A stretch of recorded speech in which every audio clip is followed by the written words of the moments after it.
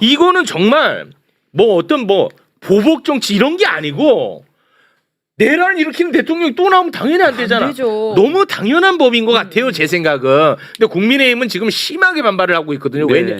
왜 그런지 모르겠어요. 내란 대통령 한 번 더 내려고 그러나? 도둑이 지발을 저린 거죠. 이해를 못 하겠는데 일단 법안에 대한 설명을 좀 부탁드리겠습니다. 예, 이제 제가 낸 이 법안은 헌법소를 위해서라면은 당연한 조치인데 당연한 겁니다. 이런 법이 없었다는 게 정말 신기할 그게 정도예요. 이상한 거죠. 나치를 경험했던 독일은 어떤 지금 그 조치를 두고 있냐면요. 유언정당 해산은 당연하고 그것뿐만 아니라 거기에 유언 범죄자들에게는 기본권을 제한하는 이런 것까지 지금 두고 있습니다. 예를 들어서 뭐 이 그 나치 문양 사용을 금지한다든가 관련된 집회를 뭐 못 갖게 한다든가 네. 이런 것까지 두고 있거든요. 그리고 그 안에 이 반헌법 행위자에 대한 감시를 하는 그런 연방 이 그 헌법 소청을 아예 두고 있어요. 그래서 그런 것들을 못하게 감독을 하고 있는 거거든요. 네. 그런데 이제 이번 이 정당은 사실은 특정 정당을 염두에 두고 제가 만든 유인 설법은 아닙니다. 당연하죠. 예. 오히려 아까 말씀드린 것처럼 없었던 게 문제였던 네. 것이지. 그런데 지금 뭐 국민의힘이 발작 버튼을 제가 누르는지 지금 난리더라고요. 지금 뭐 보좌진부터 시작해서 난리예요. 뭐 초선부터 뭐 난리가 지금 났어요. 예, 난리야. 확실히 캥기는 게 있긴 있는 모양이구나. 내란죄 처벌을 확신하고 있는 거야.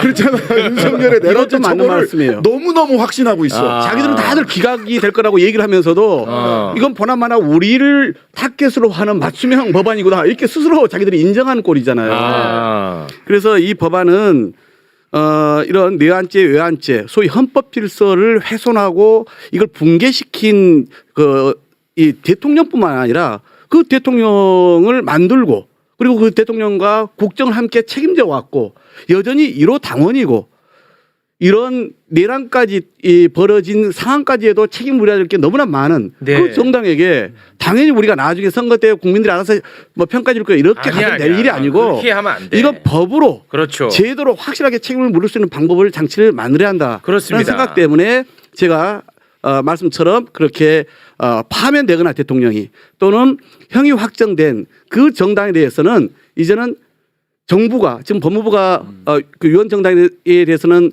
심판을 그 해산을 청구하도록 돼 있지 않습니까? 네, 정부가 하게끔 돼 있죠. 의무적으로 해라. 네. 그래야면 최종 결정이야 당연히 헌재가 하는 것이죠. 네. 그리고 돌아오는 전국 선거 첫 번째 선거에는 후보를 내지 못하게 하자. 이게 제가 낸 법의 요지입니다. 아니 이게 네.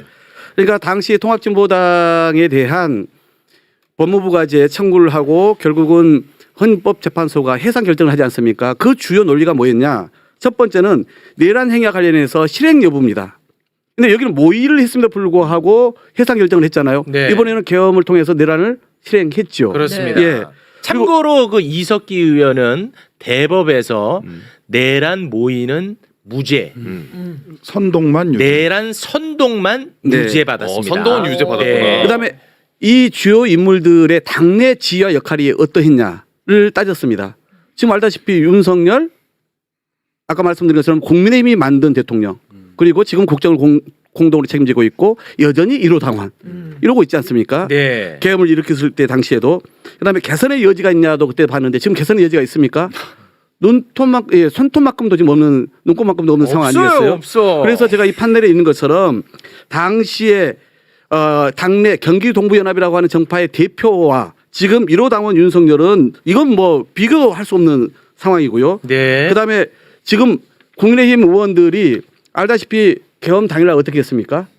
108명 중에서 네. 18명만 들어와 가지고 그 계엄을 중단시키는 이렇게 거기에 찬동했지. 나머지 다 바깥에서 오히려 네. 시간을 끌고 추경호 시간 끌었죠. 그렇지 않습니까? 추경호. 네. 그리고 그 이후에 우리가 12월 14일 날 국회에서 탄핵 소추 의결할 때 네. 거기에 반대하고 12명만 찬성해 줬습니다. 네. 그러니까 내란을 당시에 계엄을 막는 것도 자기들이 어찌 보면 방조를 했고 그렇습니다. 그 이후에 이 책임을 묻는 거에 대해서도 자기들이 오히려 방관하고 또는 오히려 협조하는 네. 그런 상황이잖아요. 그 이후 과정은 더 말할 것도 없어요. 네. 알다시피 최근에는 그 의원들 중에서 다수가 지금은 각하해달라고 오히려 헌법재판소에다가 의견을 냈단 말이에요. 82명. 예.